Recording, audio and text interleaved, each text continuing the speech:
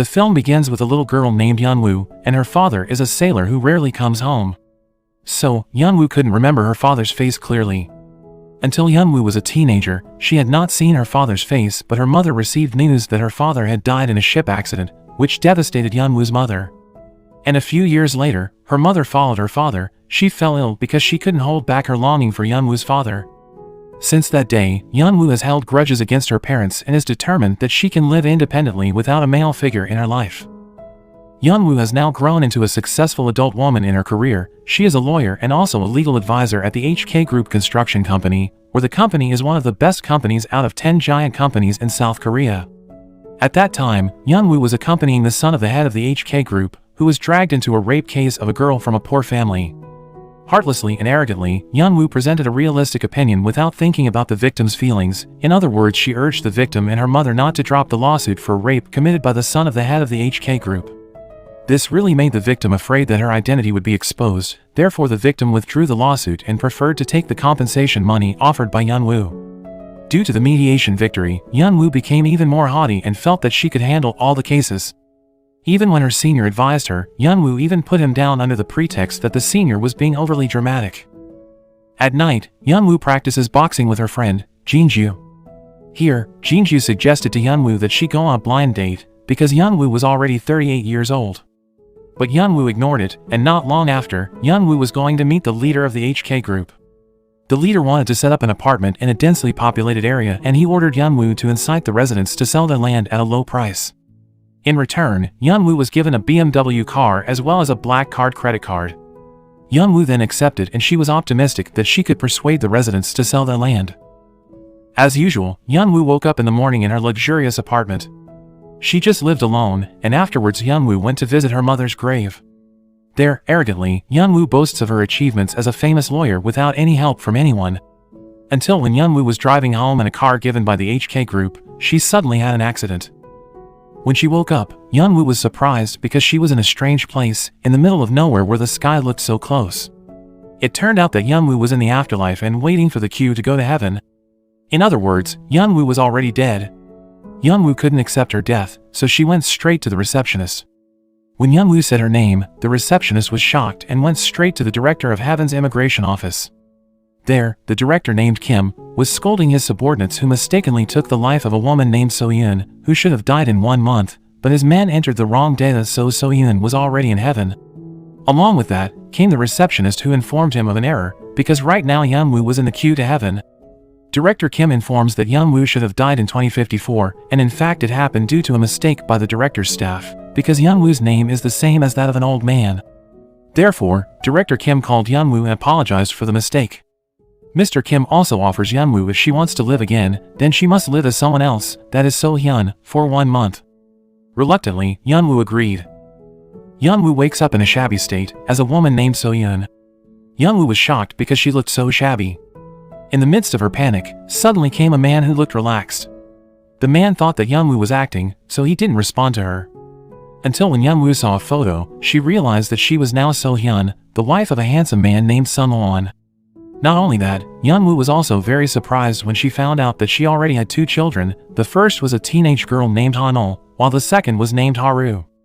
Yeonwoo ran out of the apartment to calm herself down. Not long after, Haru arrives with Yeonwoo's wallet and cell phone. Here, Yeonwoo looks at her ID card and is shocked to find out that now, her name is So-yoon and is 34 years old, which means Yeonwoo is 4 years younger than her previous age. Haru then grabs Yeonwoo to take him to the bus stop so he doesn't miss his school bus. There, the mothers were already busy and immediately greeted Yeonwoo. Of course, this made Yeonwoo uncomfortable, because she never hung out with ordinary housewives.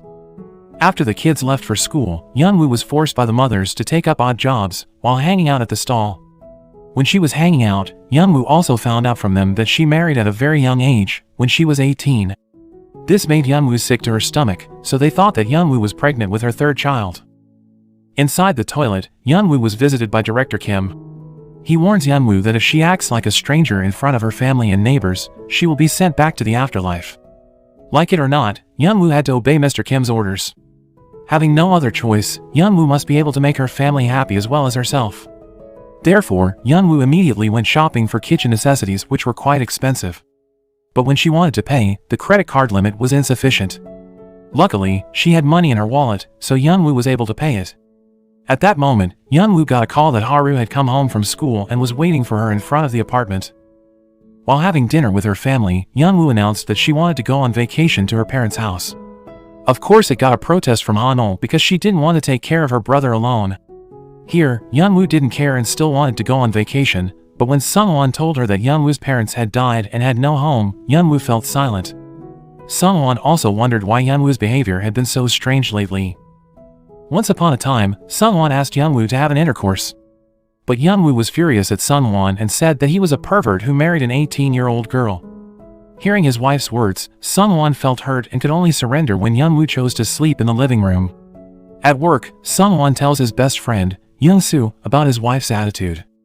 Young-soo then suggested to Sungwon to threaten his wife with divorce papers. If his wife still loves him, she will definitely not receive the letter. But if his wife takes the divorce papers, it means that his wife no longer loves him. After complaining with Young-soo, Sungwon met his boss, Mr. Haroon, to submit his design proposal regarding the procurement of a train noise silencer that he made.